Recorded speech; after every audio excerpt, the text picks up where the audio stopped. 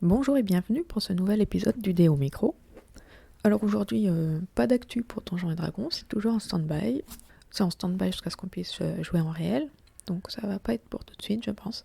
Par contre, notre campagne masque est prête à prendre son envol. Nous avons fini la création d'équipe et la prochaine fois, nous ferons la première séance de la campagne. Alors je dis campagne, mais j'ai pas trop d'idées encore sur en quoi elle va consister. Même la première séance, j'ai pas trop d'idées encore pour la première séance. On joue dans une quinzaine de jours, j'ai le temps de réfléchir. Et puis le livre de règles de masque a des guides à la fin sur les thématiques à utiliser dans le jeu de super-héros et qui fonctionnent bien à masque, avec des sous-types et des conseils sur comment mettre en place les types utilisés. Donc je pense que je vais me baser là-dessus. Je commence à avoir une sorte de casting de super méchants à utiliser. Donc au début on fera peut-être du Monster of the Week et ça nous permettra de rôder un peu le groupe avant d'aller dans des machinations ou des petits complots. Alors concrètement on utilise, je pense qu'on va utiliser Skype pour la discussion. Mes joueurs préfèrent avoir les vidéos que simplement l'audio.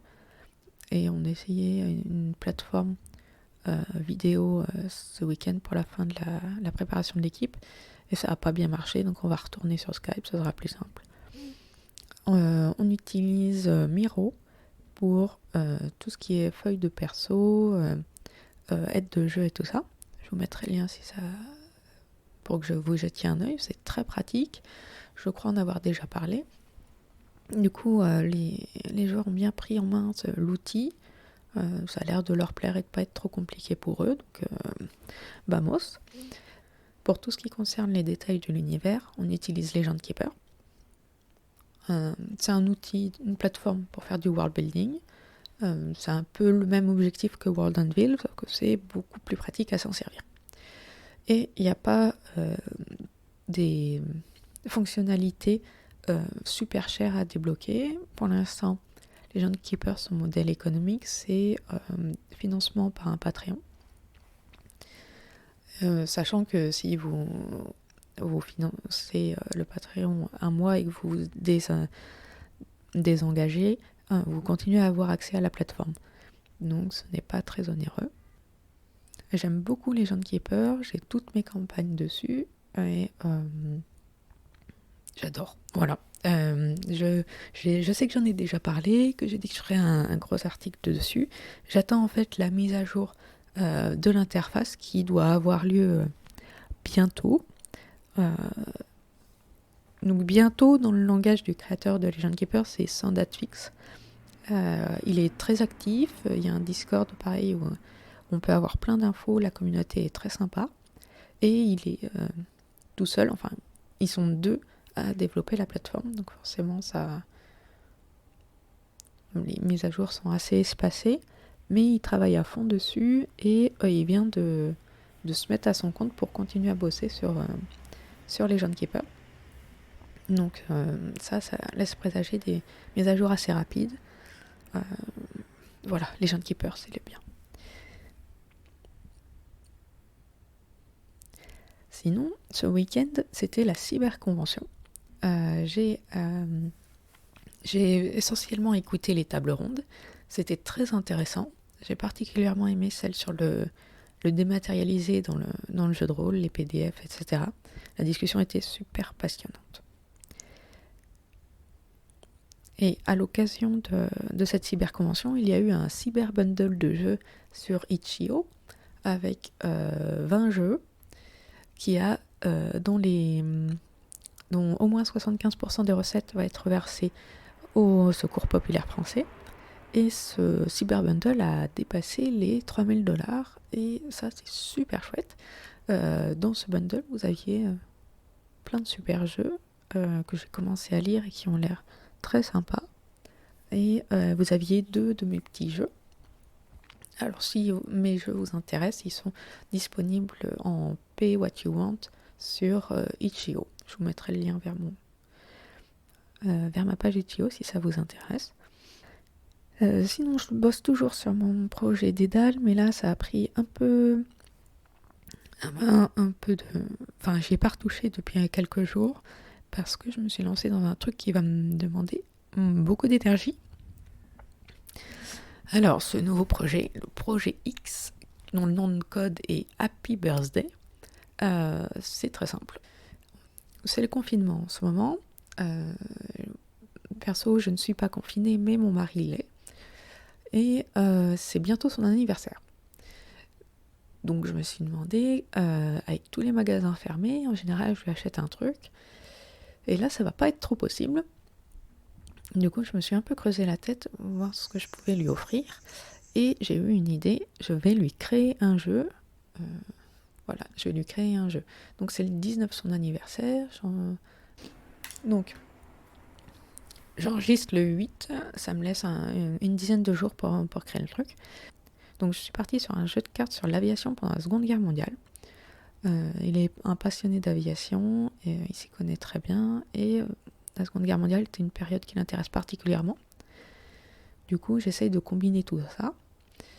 Alors, mon concept, c'est un jeu à deck building, puisque c'est son truc. Moi, pas trop, parce que j'ai du mal à fabriquer un deck. Du coup, pour l'équilibre, ça va être un peu compliqué. Donc, un jeu à deck building proche de Magic. Le but, c'est de réussir des missions. Je m'inspire donc de Magic et d'un jeu de cartes sur la Seconde Guerre mondiale qui s'appelle Warfighter. Voilà, ça mes deux inspirations principales. Et un petit peu aussi d'Hearthstone, probablement. Donc, le principe, il va avoir quelques cartes de départ. Avec ces cartes-là, il va pouvoir enchaîner des missions de combat aérien. Je pense faire 2 types de missions. Duel aérien, enfin, combat aérien, genre interception, combat de chasseurs. Et mission de bombardement. Donc, je vais essayer de finir d'abord la mission, les règles pour les missions de chasseurs. Et après, si j'ai le temps, je développerai les missions de bombardement. Sachant qu'idéalement, je voudrais que ce soit jouable donc à 2 ou solo et en campagne. Alors solo, j'ai pas trop d'idées, donc ça sera vraiment si j'ai du temps en plus. En campagne, j'ai quelques idées, du coup, ce sera peut-être le truc suivant. Donc voilà, donc le principe, on aura sur la table 3 cartes. Il y aura des cartes centrales un peu façon Texas Hold'em. Donc à son tour, alors pour l'instant c'est pas encore très très précis, ça fait qu'une journée que j'ai eu l'idée, que j'ai commencé à gratter. On aura une main de cartes a priori, des cartes posées devant soi face cachée, et une fois par tour on pourra retourner une carte et la mettre en jeu. Au début on aura 3 cartes posées face cachée, et à chaque tour on peut poser une carte face cachée. À chaque tour, on peut révéler une carte. Une fois que la carte est révélée, on peut l'utiliser. Donc typiquement, les cartes seront des types d'avions, donc suivant les modèles, etc. Je prévois au moins 2 factions et probablement 3. Donc France et Allemagne et Angleterre. Sachant que d'abord, je veux émuler la bataille de France. Donc je vais prendre des chasseurs de la période de 39-40 et après faire la bataille d'Angleterre. J'envisage des évolutions de règles entre le chapitre bataille de France et bataille d'Angleterre. Mais ça c'est si j'ai le temps, au moins faire faction France-Allemagne. Voilà, donc des avions, il y aura un nombre limité d'avions qu'on peut avoir dans le deck et qu'on peut poser sur la table. Pour l'instant, je suis partie sur un nombre de cartes de deck illimité. Mais le nombre de cartes dans la main sera limité. Et le nombre de cartes sur la table, je n'ai pas encore décidé si ce sera limité ou pas. Mais a priori, ce serait limité à 3 cartes révélées. Les avions peuvent avoir des sortes d'améliorations, genre une carte pilote, une carte de munitions qui ne sont pas classiques. euh, voilà. Au centre, les cartes. Alors j'étais partie pour qu'on puisse piocher les cartes qui sont révélées au centre au fur et à mesure. Euh, mais j'en suis un peu revenue. Je planche pour des cartes événements maintenant, donc faut voir. Donc ça pourrait être des cartes événements qu'on pioche et qu'on rejoue. Ça pourrait te mettre un peu de tension de savoir qui a pioché quelle carte. Je vais peut-être partir là-dessus, surtout que ça... Je, je vais voir. Donc les cartes auront des niveaux de rareté. Et parce que je me suis dit que ça pourrait être sympa d'avoir des boosters aléatoires avec le nombre de cartes dedans et la qualité des cartes dedans, face au Magic. Quand on finit une mission se finit soit qu'on a atteint l'objectif de la mission, soit que le joueur abandonne. En fonction de la réussite des objectifs remplis ou pas, de la survie ou pas des avions, on gagne de l'XP. Et cet XP permet d'acheter des boosters de cartes supplémentaires. J'étais partie sur 3 paliers de cartes. Cartes communes, cartes rares et cartes extrêmement rares. Je sais pas, sachant que vraisemblablement ce qui va me demander le plus de travail, c'est la création des cartes et leur équilibre avec leurs statistiques. Je ne suis pas encore pleinement au point sur les statistiques des différentes cartes. Notamment, il faut que je fasse les stats des chasseurs, en quoi ça consiste. Pour l'instant, j'ai quelques éléments qui peuvent les distinguer les uns des autres, comme la manœuvrabilité, le rayon d'action, voilà, ou la vitesse, ou des choses, les capacités d'attaque, je pense, et la résistance qui sera une sorte de point de vie. On inflige des dégâts à un avion et ça l'élimine, ça le fait.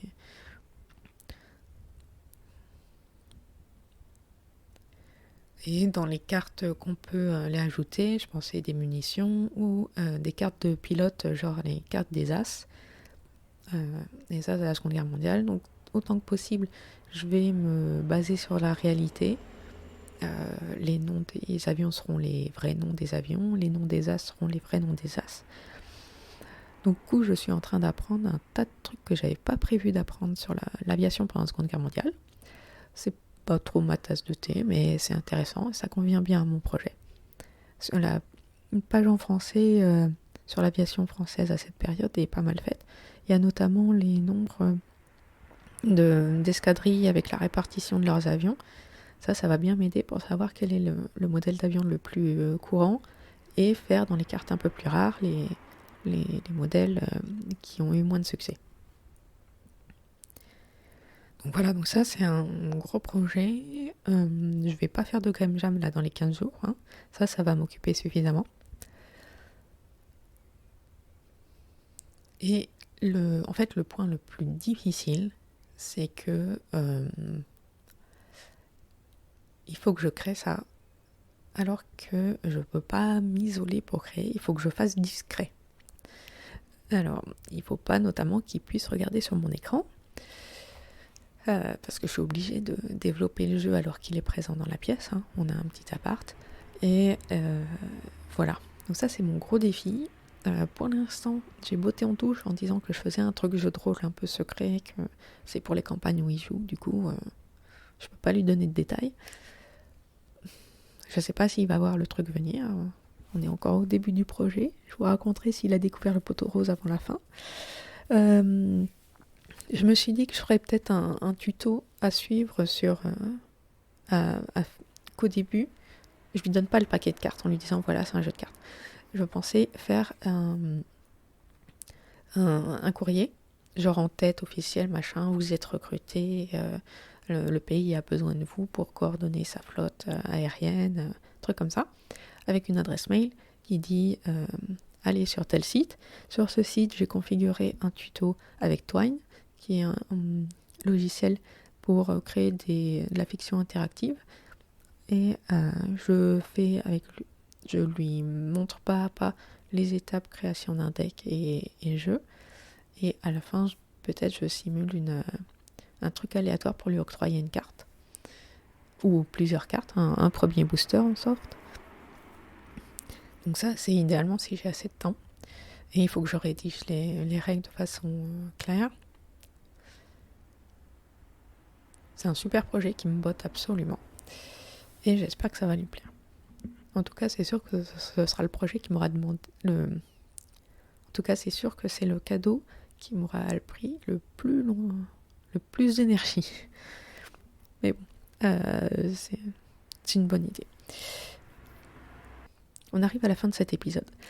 Mais avant de rendre l'antenne, un truc à vous proposer. J'ai beaucoup parlé de Legend Keeper tout à l'heure.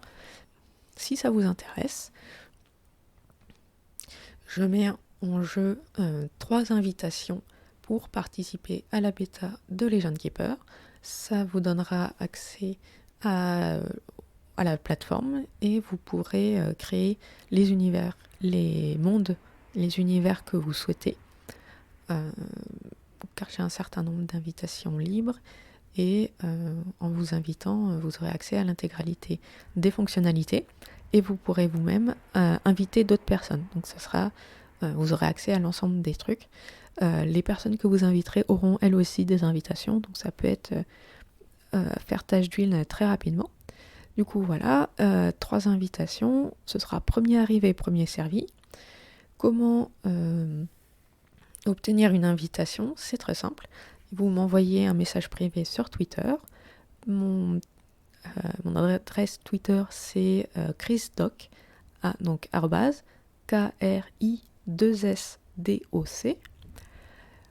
Et voilà, et je vous enverrai une invitation. Il me faudra simplement une adresse mail. Voilà, donc si vous voulez participer à ce giveaway, vous me contactez sur Twitter dès que vous avez écouté cet épisode avec une adresse mail et je vous enverrai une invitation si vous êtes parmi les 3 premiers à m'en demander une. Voilà, je crois que j'ai tout dit et je vous dis à bientôt et merci de m'avoir écouté.